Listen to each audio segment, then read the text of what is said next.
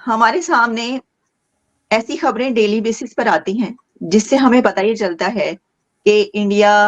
कितनी बड़ी इकोनॉमी बन चुका है, बनने जा रहा है। इसी के साथ ट्रेड कितनी कंट्रीज से हो रही है, पाकिस्तान और इंडिया के ट्रेड के साथ क्या आगे होने जा रहा है, होगा नहीं होगा। लेकिन इस वक्त सर मेरे सामने जो दो खबरें हैं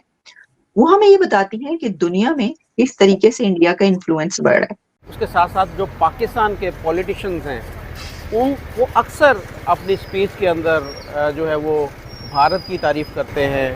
भारत की पॉलिसीज़ की तारीफ़ करते हैं, भारत की जो इकोनॉमिक के ऊपर जो जिस तरीके से ने भारत ने ग्रिप की है उसकी तारीफ़ करते हैं। वो ख्वाह नवाज शरीफ हो, ख्वाह वो इमरान खान हो, ख्वाह वो बिलावल भुट्टो हो। इंडियंस जो हैं उन्होंने बहुत ज़्यादा प्रोग्रेस किया है लास्ट 10 ईयर्स में, लेकिन इस बयान के पीछे जो ज़्यादा वजह नज़र आती है वो जियोपॉलिटिकल रीज़न है, क्योंकि अमेरिका जो है वो इंडियंस को बहुत सपोर्ट कर रहा है, जैसे कंटेनमेंट ऑफ चाइना जो है उनका है। और इसलिए क्योंकि वो ये कभी नहीं कहेंगे कि अगर आपने फ्यूचर की प्रोग्रेस देखनी है तो आप चाइना में। इंडिया जो है वो जो है अब अपना इंटरनेशनल जो उसकी एक्सपेंशन है अपनी एक्सपर्टीज के हवाले से या मैनेजमेंट के हवाले से वो शो कर रहा है, जिसकी वजह से वो मुख्तलिफ जगहों पे जो है वो टेक ओवर कर रहा है, ख्वाह कोई एयरपोर्ट हो, पोर्ट हो या दूसरी जो है वो इस तरह की जो स्पेसिस हैं, तो उसमें वो शो कर रहे हैं अपनी एक्सपर्टीज और अपनी कैपेबिलिटी इस तरह की चीज़ों को रन करने की। हम स्टेबल नहीं हो पा रहे, कभी डॉलर ऊपर चला जाता है, कभी नीचे आ जाता है। उसके अलावा भी ये आईएमएफ से हमारी जो है डील हुई तो है, एक $1 अरब आ चुके हुए हैं, लेकिन असल मेन होगा जो अभी नेक्स्ट होनी है ना, उसमें पता। जहां पाकिस्तान में खाने को रोटी नहीं है, जहां पाकिस्तान में गरीबी अपने चरम पर पहुंच चुकी है, जहां पाकिस्तान डिफॉल्ट के दहाने पर खड़ा है और तबाही के दहाने पर खड़ा है, और इस तरह से लगातार एक एक दिन वो बर्बादी की ओर जिस तरह से बढ़ रहा है, उसके बाद में जब वो उनके लोग देखते हैं कि पाकिस्तान कहाँ पर खड़ा है, और उसके बाद जब वो भारत को देखते हैं और भारत ने जिस तरह से पिछले 10 सालों में लगातार तरक्की की है और अपनी ग्रिप को मजबूत किया है पूरी दुनिया में, उसे देखकर पाकिस्तानी भी चकरा गए हैं। और पाकिस्तानियों को ये चीजें समझ नहीं आ रही है कि आखिर भारत इतनी तगड़ी तरक्की कैसे कर पा रहा है, और वो मजबूर हो चुके हैं कि अब उन्हें भी भारत की तारीफ करनी पड़ रही है, और ये भी मजबूर हो चुके हैं कि अब उन्हें भारत से हाथ मिलाना ही पड़ेगा, क्योंकि भारत से अलग होकर पाकिस्तानी ये सोच रहे थे कि हम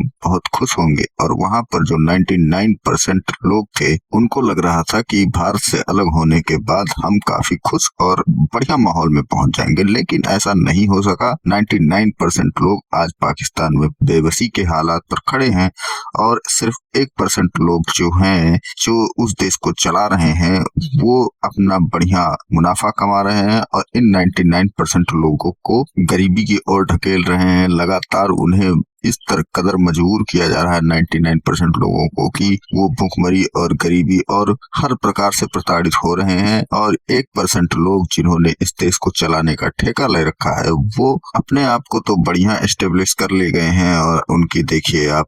कहाँ कहाँ प्लाट है, भले ही देखिए अब आप शहबाज शरीफ को ही ले लीजिए या इमरान खान को ले, किसी को भी ले लीजिए, वहां पर क्या हो रहा है कि ये लोग बढ़िया अपना पैसा निकाल कर और विदेशों में प्लाट खरीदते हैं और वहां पर घर बनाते हैं, वहां पर रहते हैं। भले ही इन्हें पाकिस्तान में गालियां पड़ रही हूँ, लेकिन इनकी जिंदगी मजे से कट रही है। विदेशों में ये मौज मार रहे हैं, अय्याशियां कर रहे हैं, और यहाँ 99% लोगों का खून पिया जा रहा है। फिर अब दूसरी साइड में जब इनको पता चलता है कि भारत कितनी तगड़ी तरक्की कर रहा है, भारत ने किस कदर चाइना से भी इन्वेस्टमेंट छीनना चालू कर दिया है, चाइना से भी लोगों का इंटरेस्ट खत्म कर दिया है, धीरे धीरे लोग चाइना को छोड़कर भारत की ओर आ रहे हैं। अभी हाल ही में श्रीलंका के एक एयरपोर्ट को भारत ने ले लिया है, जिस एयरपोर्ट को पहले चाइना ने बनाया था, आज उस एयरपोर्ट को भारत ने हैंड ओवर कर लिया है। अब उसके भारत के एम्प्लॉय उसमें काम कर रहे हैं और उसको चलाने की कोशिश कर रहे हैं और उसको चला भी रहे हैं। इसके अलावा कई सारे देशों में बंदरगाह, पोर्ट और तमाम चीजें भारत कर रहा है, भारत ले रहा है और उसको चलाने की कोशिश कर रहा है, चलवा रहा है, और लगातार लोगों का भरोसा भारत पर इतना बढ़ चुका है कि लोग हर प्रकार से चाहते हैं कि भारत हमारे यहाँ पर काम करे और हम भी भारत के यहाँ काम करें। फिलहाल चलिए चलते हैं खबर की ओर और देखते हैं पूरा मामला। वीडियो पसंद आए तो लाइक करें, चैनल को सब्सक्राइब करें और शेयर करना बिल्कुल ना भूलें। चलेगा अभी क्या सूरत होती है। पाकिस्तान तो कह रहा है हम लोग 8 अरब डॉलर की डील करेंगे, अब डिपेंड करता है वो किस तरह करते हैं, लेकिन अगर वो हमें मिल जाती है तो फिर देखते हैं उससे थोड़ी स्टेबिलिटी हो जाएगी। जेफ बेजोस की भी एक बड़ी अहम स्टेटमेंट है कि उसने कहा था कि 21st सेंचुरी इंडिया को बिलोंग करती है, तो उनके जो रिसोर्स है वो काम अच्छा कर रहा है, लेकिन फ्यूचर टोटली उन पे देखा जा रहा है, इस पे डायरेक्ट बात करना थोड़ा मुश्किल। सर, एक तो ये कि श्रीलंका ने जो हम्बनटोटा है एयरपोर्ट, जो कि चाइना बिल्ट एयरपोर्ट है, चाइना के पैसे से बना और उसके ऊपर बड़ी लागत आई चाइना की, वो अब श्रीलंका ने इंडिया को दे दिया है। इंडिया ने उसको, जो इंडिया की फर्म्स हैं, उसने उसको ले लिया है। अब मौलाना फजलुर रहमान, जिन्होंने कभी भी भारत की तारीफ नहीं की, अब वो भी उसकी तारीफ करने पर मजबूर हो गए।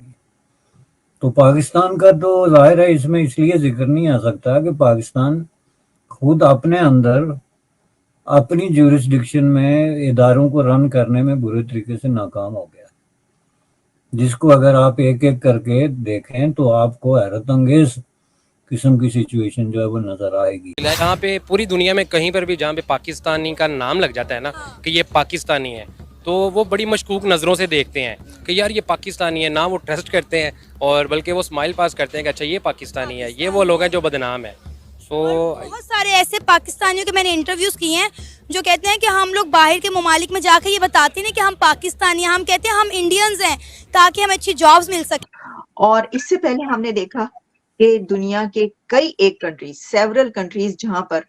इंडिया ने पोर्ट्स ली हैं और वहां पर उनका काफी इन्फ्लुएंस बढ़ गया है। इसी तरीके से सर एक और डील भी मेरे सामने आ रही है जो कि ओमान के साथ इंडिया की ट्रेड डील है, और इसके अंदर वैसे तो $13 बिलियन से कम थी ट्रेड, लेकिन अब जो ट्रेड डील आ रही है उसके अंदर इससे बहुत बढ़ जाएगी। तो अरब कंट्रीज में भी जो इंडिया का इन्फ्लुएंस है वो बहुत बढ़ गया है। और उसके बाद जो दूसरा मेन इशू है वो है इस टाइम जो है ना वो इन्फ्लेशन का है। इतनी महंगाई हो गई है ना, गरीब आवाम की पहुंच से हर चीज़ दूर हो गई हुई है। इसमें कोई शक नहीं, बेशक हमें इंडिया से सीखना चाहिए, इंडिया की तरह डिप्लोमेसी हमें करनी चाहिए और इंडिया की तरह हमें इंटरनेशनल रिलेशन भी रखने चाहिए रशिया के साथ, कम्युनिस्ट ब्लॉक के साथ, जिसमें चाइना और रशिया तभी जो मुआहदे है तुर्कमेनिस्तान, अफगानिस्तान ब्लॉक का हिस्सा नहीं बनना चाहिए। नहीं, मुझे लगता है कि अब इंडिया को भी चाहिए और पाकिस्तान को भी। साथ में एक सजेशन तो हमारा बनता है कि ये दे दे। जो बिलियंस ऑफ डॉलर्स की एसेट्स या जो उनकी फैसिलिटीज थी, जैसे स्टील मिल है या इस तरह के जो इदारे हैं, वो मुकम्मल तौर पे गवर्नमेंट सब्सिडीज पे या गवर्नमेंट की तरफ से टोटल सपोर्ट जो है उसकी वजह से चल रहे हैं। उसमें जो है वो कामयाब तरीन इदारे जो बार बार करार दिए जा चुके हैं, उनसे लेके तो PIA तक जो है वो शामिल है। इंडिया को कहा है प्रोग्रेस देखनी है, तो ऑन द अदर हैंड वो हमारे उन्हीं करप्ट पॉलिटिशियंस को फैसिलिटेट कर रहे हैं, वो उन्हीं करप्ट पॉलिटिशियंस को हमारे ऊपर मुसल्लत कर रहे हैं, हमारे उन्हीं हुक्मरानों को, उन्हीं एस्टेब्लिशमेंट के लोगों को ज़बरदस्ती पाकिस्तान को एक फेक किस्म की डेमोक्रेसी को शो करने के लिए यूज़ कर रहे हैं। ये बहुत बड़ा कंट्रास्ट है। सिर्फ एक बड़ी इकोनॉमी ही नहीं, बल्कि दुनिया के जो इस वक्त स्केल है उस पे इंडिया एक ऐसी बड़ी ताकत बन चुका है, और ये जो स्टेप से इनसे बन रहा है कि फिर पाकिस्तान के साथ कंपैरिजन तो बहुत दूर रह जाता है कि पाकिस्तान भी और साथ ही साथ इंडिया और जितने भी साउथ एशियन स्टेट है ये इस कम्युनिस्ट ब्लॉक का हिस्सा बने। अच्छा, अच्छी बात है, उनके जियोग्राफिकली देखा जाए तो हम इन्हीं के साथ कनेक्टेड हैं और पॉलिटिकली कल्चरली देखा जाए तो हम अमेरिकन और वेस्टर्न के साथ कनेक्टेड हैं। यही तो हमारा मसला है, यही तो हमारा वजह है कि हम आज के स्टेट और किस अमेरिका से जान छुड़ा सकता है पाकिस्तान? कभी नहीं। जिसमें कि हर साल ये बड़ी क्लैरिटी के साथ इनके जो अकाउंटेंट हैं और ऑडिटर जनरल हैं वो ये रिपोर्ट देते हैं कि इतने बिलियन रुपए जो है वो इसमें ज़ाया हो गया, जो गवर्नमेंट ने टैक्स पेयर के पैसे से महज इसलिए दिया ताकि ये इदारे रन करते रहें। तो इससे जो मिसमैनेजमेंट है और जो एक्सपर्टीज की कमी है, अगर इकोनॉमिकली भी देखा जाए, इन्फ्लेशन रेट या करेंसी डिवैल्यूएशन की बात है तो इंडिया बेहतर चल रहा है। और इंडिया को पूरी दुनिया में सोर्स एक्सपोर्ट करने, जो सर्विसेज एक्सपोर्ट करने का, चाहे वो किसी भी जॉब या सेक्टर में देखें, आईटी में देखें, आप ऑडिट में देखें, अकाउंटेंसी में देखें या इंजीनियरिंग में देखें, तो इंडिया सबको आउटसोर्स कर रहा है अपनी सर्विसेज और मैन पावर। वो तो मुल्क के अंदर जो है वो जाहिर हो रही है, जिसके नतीजे में अब ये अपने असासे जो हैं इनको औने पौने दामों, जिसको आप कहते हैं, बेचने के चक्कर में हैं। वो अब फॉर सेल हैं। ये जो प्राइवेटाइजेशन के नाम पे बातें हो रही हैं, ये सारी चीज़ें उसके पीछे जाहिर है कि टोटल फेलियर है।